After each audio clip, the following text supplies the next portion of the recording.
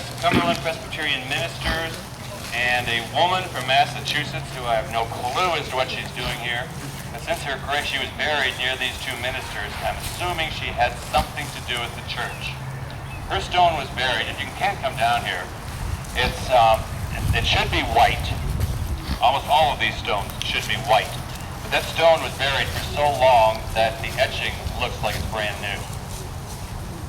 It's stunning, and it's a wonderful example of the weeping willow tree, which was a very important piece of symbolism during the mid-19th century. But Mr. Crawford died here. He was he was the minister at the Germantown Presbyterian, Cumberland Presbyterian Church. He had one daughter, and he left a widow. The daughter ultimately married, moved to Texas. The widow moved along with her, and they are both buried in, I forget, some little town in Texas. Mr. Newberry says he's born in New York and died in 1849. I can find very, very little, if nothing, about his life, other than the fact that he was a Cumberland Presbyterian minister. All these stones here are the King family. It's a mother and children. And her husband, J.R. King, was a wagon maker in Raleigh. I do know that. Well, that too. Everybody, I think, at one time was a jailer in Raleigh. And I believe he died in 1878, probably from yellow fever. Well, it's in September, so I'm almost guaranteed it was from yellow fever. And I'm assuming he's buried here also in an unmarked grave. I just don't know where.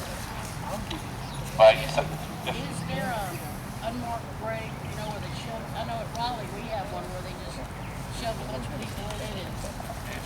Is there a mass grave here? Not to my knowledge, but there probably is, but not to my knowledge.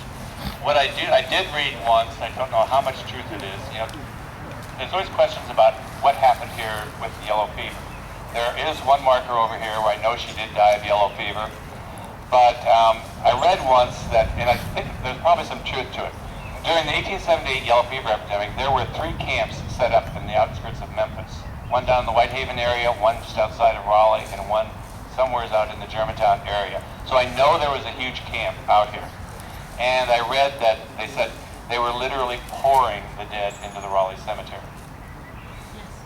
which would have meant mass grave probably, but there's no documentation. I have no idea where they were, how many there were.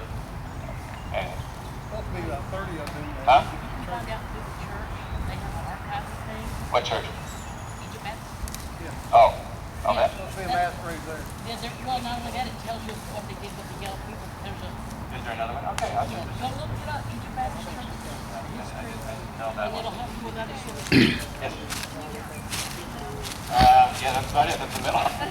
I'm assuming that was some sort of temporary or possibly permanent gravestone or grave marker. I don't know if it was just from a funeral home. It's quite elaborate. I have no clue of any names, anything. A lot of times out here you'll still find, if there's any wrecks around here, the little bitties, the things that they still use, the little aluminum ones. You'll see them a lot out here. The names have obviously disappeared over the years from just little things. This is, I don't know. Now I was mentioning box tombs, and this one is a good example of one that I believe that those are all of the original pieces to that box tomb, and that's what they were supposed to look like. Like I said, they had a tendency to fall down, and if they didn't fall down naturally, the vandals, they were just screaming for vandals to come and dance on it until it did fall down. But that's what a box tomb should look like. I think I know there used to be a lot of them out here. So I've had people who were raised in Raleigh in the 50s and 60s who say they would come out here and they saw lots of them. The bricks, they didn't mortar or anything like that. They just stacked them. The bricks and stuff. Yeah. So well, there's two things. Sometimes in the pre-vault days, they would dig a hole. They would lay the bricks in as sort of a pseudo vault. And a lot of those, I suppose, came from those types of things. Also, when these things were filled, they would fill these with bricks, just to kind of give it some stability. So it's all loose. It's loose. Oh yeah, they're not mortared. They're not mortared. No, not any stretch of the imagination. say anything about that post and that tree over there? I wish I could. I'm assuming there was probably some kind of enclosure, possibly for the Bolton graves at one time, considering the Bolton wealth. There's been a lot of robbing around here and a lot of that stuff. Yeah. You know, somebody has to nick that. Somebody has to buy that too. It's like stealing vases, you know, they got this. Oh, I know. Happens every all cemetery. I will say, I believe that through the years there has been vandalism in this cemetery, and I'll bet my bottom dollar that I know that there are stones that have been stolen out of here. I will say, though, that since in the years that I've been coming out here, I have not found yet one stone that has disappeared on me. I'm not saying that won't change tomorrow, but it seems to have slowed down dramatically. But I know that there are signs that Mrs. Cooper saw in the 40s that I think would have been found by now if they were still here. But they're just not here. Okay, there's so many people I could talk about here. I don't want to wear you out. There's two Coleman plots here. This James Coleman's family plot over here. Got an enclosure on it. And there's another Coleman plot down here. I call these Colemans the poor cousins. Because many of their stones have disappeared. And there's one that was photographed before I started coming out here. And it was broken, but the piece was there. And the piece is gone now. So those are the poor cousins.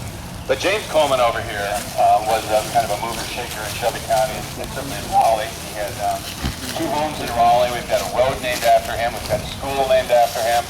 He at one time had an obelisk, upright obelisk. The pieces are all there.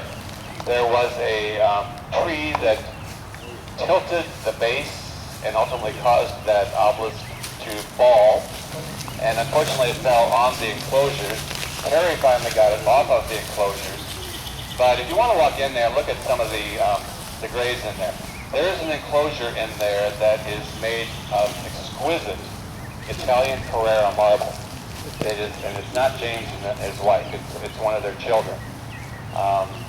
It's rare to see an enclosure made of that expensive of a marble.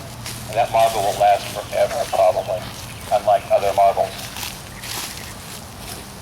Did Martha ever come out? No. Have her tell about them.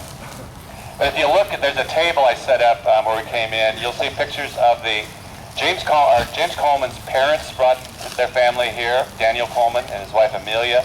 He was a doctor in Raleigh, and the family stayed and prospered.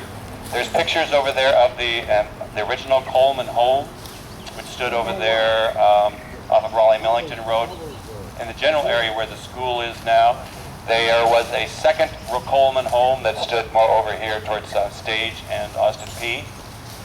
Those pictures are all both in there. They were both quite remarkable houses. They were definitely not poor farmers. Okay, we're going to step back, kind of work our way back.